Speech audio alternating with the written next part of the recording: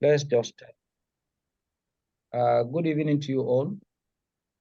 Even how are you, sir? Without wasting much of our time, and due to the time factor, remember time is money.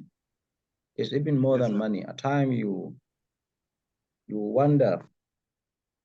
Other people will say, for you to take their time, I mean, for you to like give them money or to take their time, it's better for them to give you money than to take their time away from them.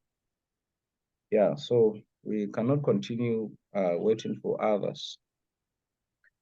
Though the name is Bukhari Badamasi, I plan and we all agreed to have this session or a lecture series on the areas or area of research, so to say. And this research could be in any form, but for the fact that you agreed to be at the higher institution, you have no reason to deviate from this activity, this exercise, this task, that is research. And remember, in every single situation and in every aspect, in everywhere you find yourself, you have to know where you are.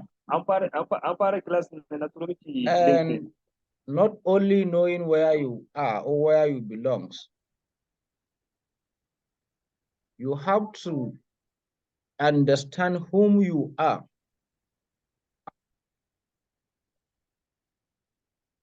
Are we together? Yes, sir.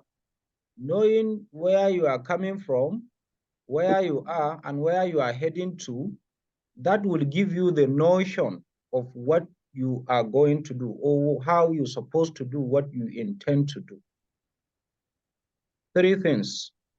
You need to know where you are coming from, where you are, and where you are heading to. One. And two, you need to know whom you are. That is retrospectively. You need to know whom you are for you to key into any kind of research. Remember, we have engineers, we have medical professionals, and at the same time, we have information scientists. So who are the information scientists? That is we. A computer scientist is an information scientist. Information technologist is an information scientist. Library scientist or library and information science student is an information scientist. So all the research that is being conducted or carried out along that line is more or less on what? Social science research. It's a social science research. So any social science research is directly dealing with what is called philosophy. Is directly, not indirectly, is directly related to what is called philosophy. That is why one of the items that we are to discuss here is what? Philosophy. The second one I said is a what? The 10 basic claims of Gonyama, or Jalanke Gonyama. Is an information systems professional, is an African from South Africa. He developed 10 claims on how to carry out a research. We are going to look at the third item, which is what? Systematic literature review. For you to understand, to know how to carry out a research, you need to delve yourself into what is called literature review. You have to know and understand the literature. And this literature is of different types. So we'll look at one, either now or later on. And the one that we are going to look at is what? Systematic literature review. The third one, we are going to look at end notes. EndNote software as a reference tool, okay? Because we have been having issues, we have been nagging on these challenges or problems or issues regarding the reference, especially when it comes to the content. So we are going to look at that either now or later on. And the fifth one is theoretical foundation. So if times is able to warrant us to have this time, at least if we can be able to do this maybe once in a week, we can finish this in 5 weeks. If and only if I have that chance, if I'm opportune to have that chance. So for now, let's quickly go into this first item, that is philosophy. Philosophy is a Greek word. It's a word that from Greek. And what they term as philosophy, they divide it into two. There is a philo, P-H-I-L, and that philo means love. Philo means love. Then Sophie means what? Wisdom. So when you put it together, it means what? Philosophy, that is love of wisdom. Love of wisdom, that is philosophy. So some people are calling it philosophical assumptions, while others are calling it what? Philosophy of science. So anyone you feel like calling it, you're good to go. Either philosophical assumption or philosophy of science. Whichever you use, it connotes the same thing. All right? Whether philosophical assumption or philosophy of science. So what this philosophy means is the understanding of one's belief system. The knowing, the understanding of somebody's, that is one's belief system, of somebody's belief system, what somebody believes in, for either you, your humble self, to understand whom you are, what you are, or what you are doing, that is the philosophy, or one's own worldview, somebody's own worldview, meaning the way how somebody, how Mr. A, B, C, or you yourself is looking at the world, is looking at the things, is looking at the reality. These ones, we are looking, or we are talking about somebody, and that somebody must have what? A sober reflection. Remember at the beginning I said, you need to have these three mindset, three things at the back of your mind. Either you have to know where you are coming from, whom you are, that is where you are, and where you are heading to. So the where you are coming from, that is the what? The sober reflection. That is the retrospective mindset. You always have to think back and see whom you are, what are you trying to do, where are you coming from, what do you want to achieve. Then the worldview is the reality. And that reality is the phenomena. In research, anytime you had the word phenomena, maybe when you are presenting, I may ask you, what is the phenomena of this your study? That phenomena is the main item, the main issue, the main, somebody is raising up his hand. Please let him excuse us. Let's get to somewhere before we start answering or issues. So the what am I saying? The reality is the phenomena, the key term, the key issue, the key item that we are looking at. That is the phenomena. And that phenomena is your reality. Okay? And what is reality? This reality, we say, is something that exists. Anything that exists is called a reality. For instance, this cup is a reality. This glass is a reality. This pen is a reality. A handset is a reality. Okay? A mouse is a reality. Anything that exists is the reality. Anything that exists is the reality. So try to understand this portion. Philosophy is the understanding of one's belief system or one's own worldview. So understanding somebody's reality or phenomena or problem or issue or any item of discussion, that is the philosophy. Please, are we together? Yes, sir. This philosophy, some people are calling it paradigm. Paradigm. You either say philosophy or paradigm, but there is specific place where you will use the term philosophy, and there are places where you will use paradigm. It's not everywhere that you'll use paradigm in place of philosophy, or use philosophy in place of paradigm. Please take note of that. So we are coming to that. Please, everyone. There are so many paradigms or philosophies that people are using in carrying out a research.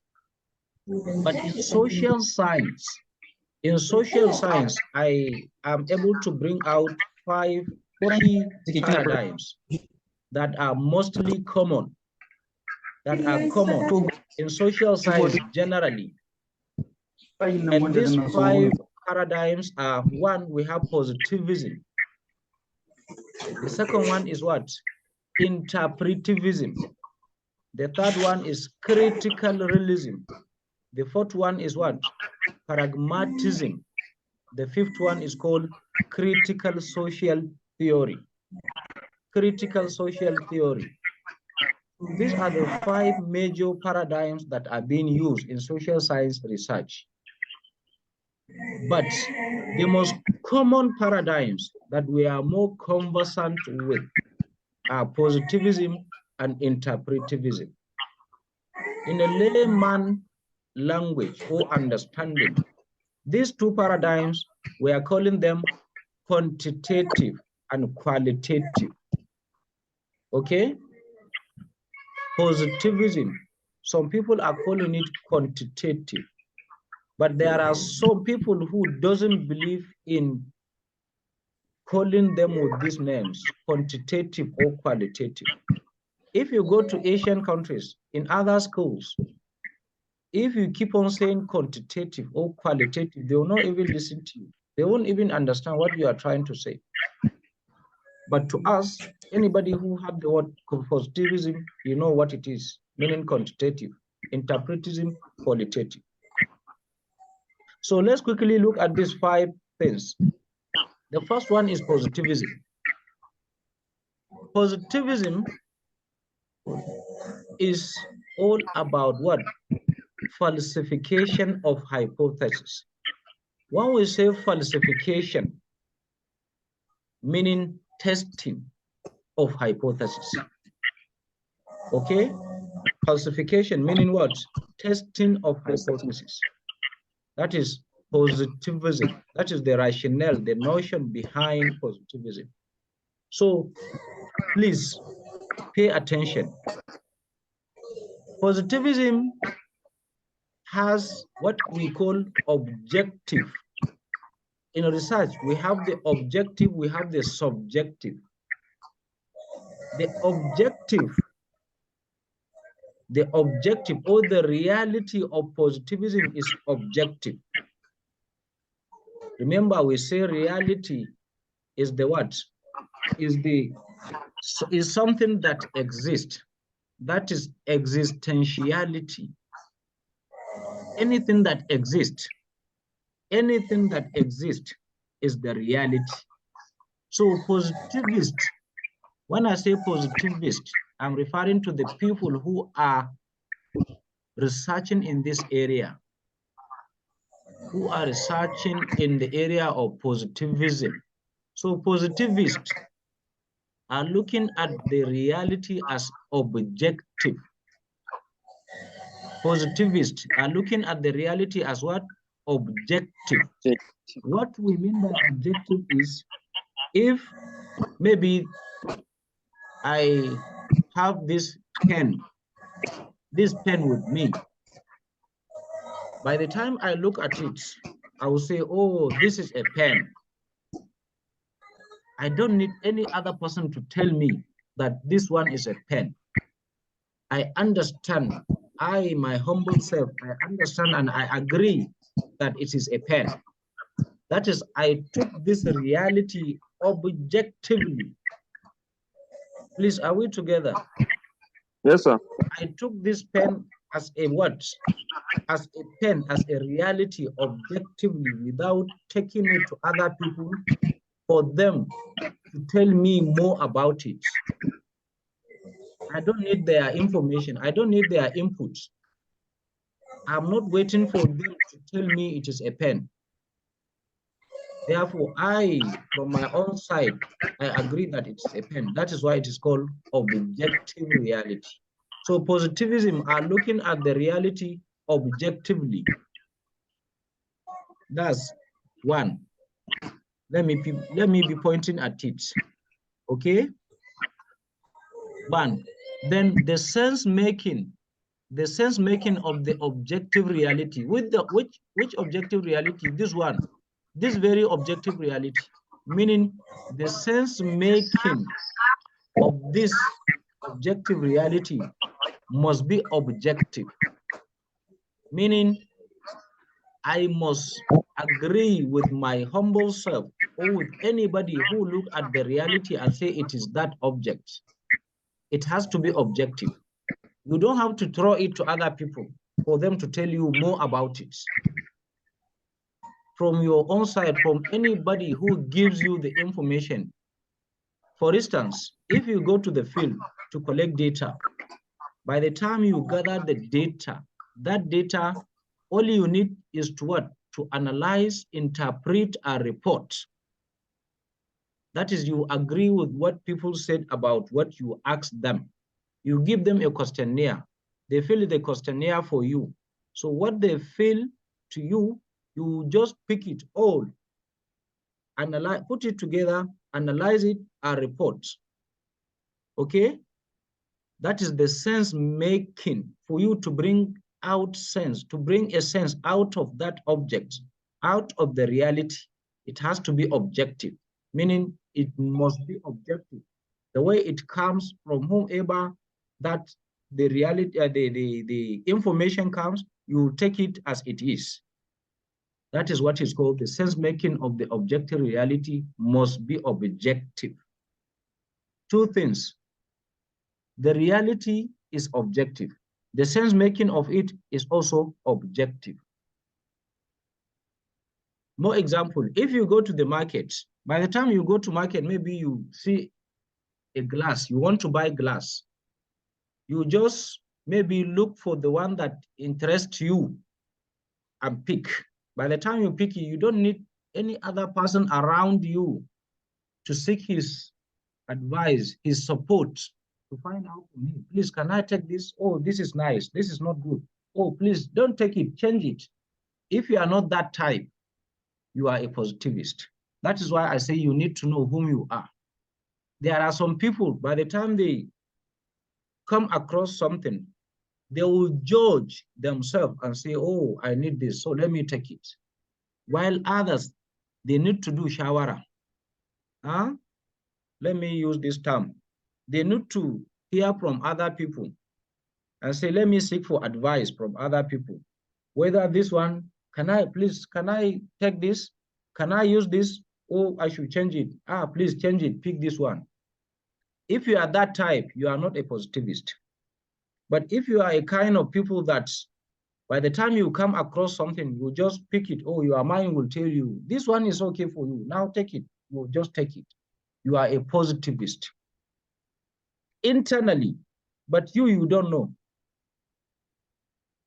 But by the time you know whom you are, the research will be much more easier and straightforward because you know your type. So things will flow the way they're supposed to flow.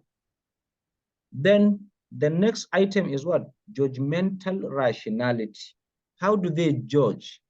How do they agree on what they have or what they see or what they want to use? It is being used in a form of what? Informed gaze. I say judge rather oppose hypothesis. That is what informed gaze. What do we mean by informed guess? This informed guess is a prediction, okay? It's a prediction. You predict, you yourself, you predict and say, oh, this pen is nice. Oh, let me use it. That is the informed guess, okay? Or what? Or estimate. You estimate based on a what? Based on the available information or knowledge. Based on the information that is there on this glass. Oh, it has this golden color. Yes, that's my type. Okay, it's black. Yes, that's what I want. Okay, so let me take it. This is the available information. So you take it. That is the informed guess. And the last but not the least, it is all about falsification. That is testing of hypothesis with what is what? Near truth.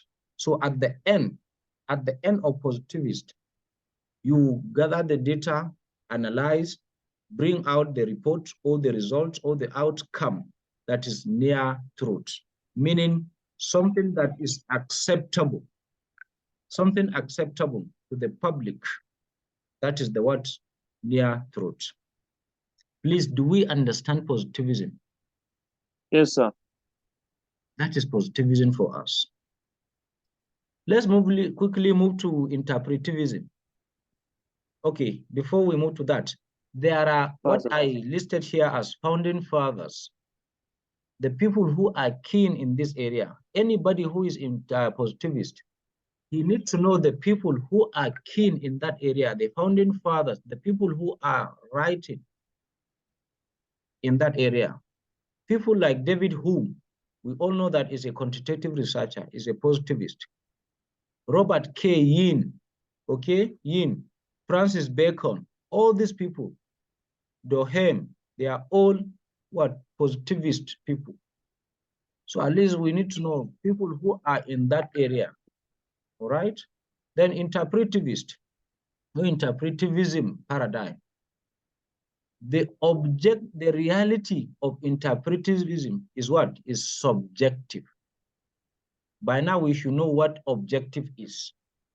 By knowing objective, we should be able to understand what subjective is. When we say subjective, meaning, okay, yes, this is a glass, all right? So I, as a researcher, I cannot agree. I won't agree. I will not just take it as that. I have to throw it to the public for them to look at it again and give me their view. That is what we call welcoming views. We welcome other people's view. Interpretivist welcome other people's view. If I want to use this cup, I want to buy this cup. I'll go to the market, I pick it. Okay, yeah, this one is nice. Yes, it's good. This is what I want. Yeah, it's okay for me. But I won't agree with my humble self. I have to seek for advice from my friends, colleagues, people nearby to ask them to find out, please, is this cup okay? Please, can it serve this, and this purpose? Yes, it can. Okay. Please, Mr. A, is this okay for me? Mr. B, you have to seek advice from other people. That is you subject this phenomena to other people for them to give you their own views. That is what? Subjective reality. The reality, the phenomena, the reality, the existentiality of that particular phenomena is subjective, not objective. We understand. Let's move forward.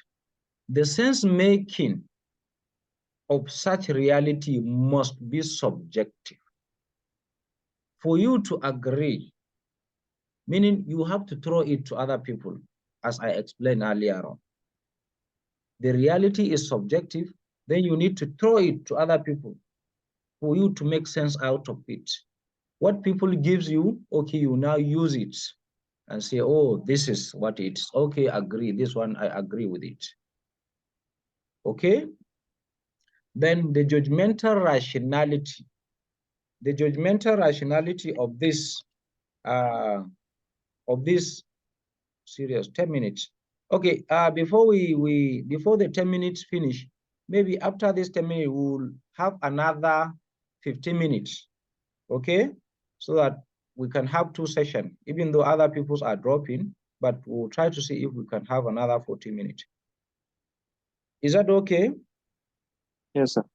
Okay, and the judgmental rationality for this reality, as I've said, is subjective, meaning using reason or logic in thinking out of that problem. You need to throw it to the other people for them to help you think about this phenomena, whether it will serve the purpose or not, whether it can be able to solve that problem or not. You have to use other people thinking, not just your own thinking. That is the word, the judgments, judgmental rationality. It welcomes different views, okay, by way of what? Consensus. For example, if maybe in a community of elders, by the time you take an issue to them, they have to sit back, think, and judge so that they can come to consensus. People have to agree on something before they say, oh, this one is this one is that. That is what we call, in critical realism, it is called consensus, but here consensus. Consensus is an English term. Do we understand positivism and interpretivism?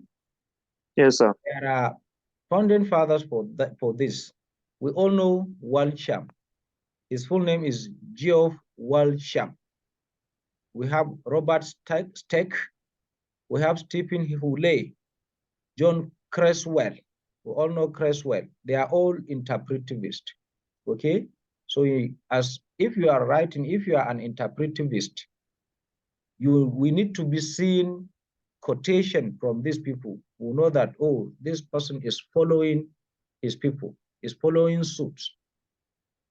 Critical realism. Some are saying critical realism, but the pronunciation is not critical realism, it's critical realism. Roy Bhaskar,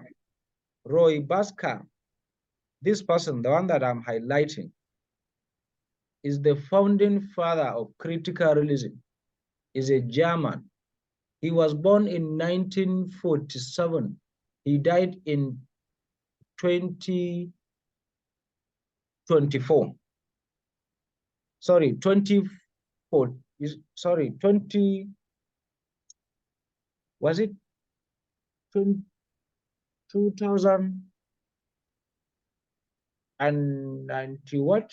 Around about 4 or 5 years ago. Yeah, he died about 4 or 5 years ago. Roy Bhaskar. He was a German, is a supervisor to my supervisor. This Roy Bhaskar. He supervised my supervisor, Professor Chidi Onono. So this is another paradigm of philosophy. And the reality for this particular paradigm is objective. Therefore, the reality of critical realism is the same thing with that of positivism. Is similar to that of what? Positivism. But the sense making of this objective reality can be subjective. It welcomes different views. Meaning, if you see something, if you have something, if you have whatever reality is, you have to take it to other people for them to judge, to help you look at it, for you to use. Okay? Therefore, the reality is objective, but the sense making of it is subjective. Reality objective, sense making subjective. At the beginning, it goes along with positivist, but along the line, it goes with what? Interpretivism. That is why some people are looking at it as a mixed method. Mixed method, but it is not a mixed method. They have their own different ways of doing things. That is the paradigm. The understanding of reality one could judge. That is the judgmental rationality, okay? And what? Bring near truth. It combined the words, the rationality of positivism and interpretivism for them to judge and bring near truth. Okay? That is the judgmental rationality of critical realism. And the founding fathers of this paradigm, as I've said, is Roy Bhaskar. We have Margaret S. Archer. We have Eldavas. There is another person called Carlson. There is Danamark. This is Danamark. Okay? They are supposed to be A here. Danamark. We have Giddens. All these ones are the founding fathers, are the researchers that are keen in this particular area or domain or paradigm. Then we have pragmatism. Pragmatism. The reality of pragmatism is what? Subjective, objective. They combine the what? The reality of positivism and interpretivism. That is why it is called subjective, objective reality. They use the terms of positivist and interpretivist. And the sense making of this reality is subjective. But their judgment is what works. Meaning, if they have a reality,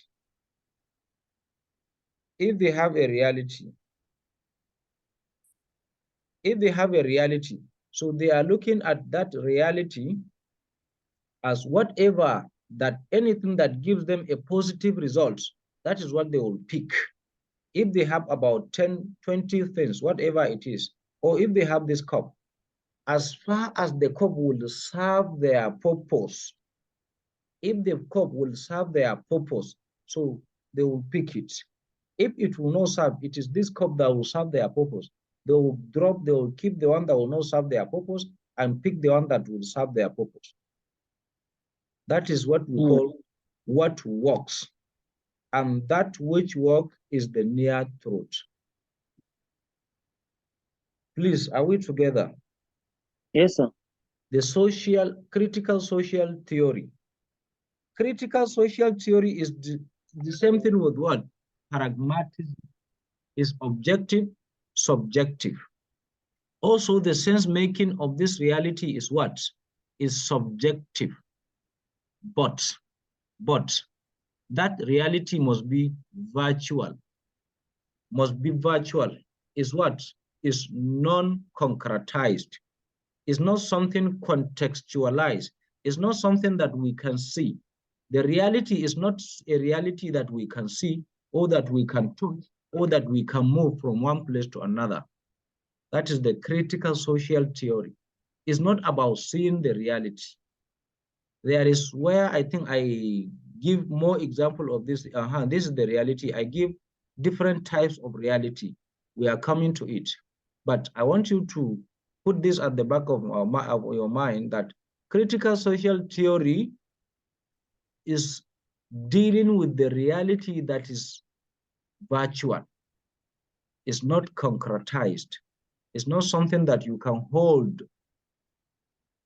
That is why the judgmental rationality of that reality is about emancipation.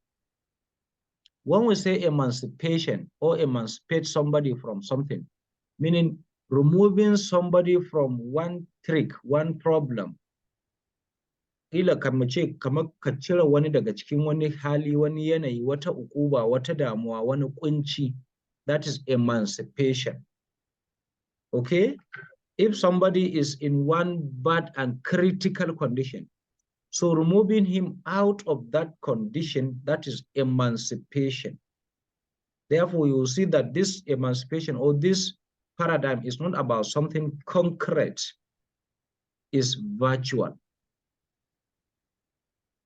And the founding fathers of this, they are here as I listed, and are also for this pragmatism. These are the founding fathers of it. Please, do we understand? Let me, in a summary, for instance, as I cite example, by the time you go to the market, you find that you want to buy a wristwatch. And if you are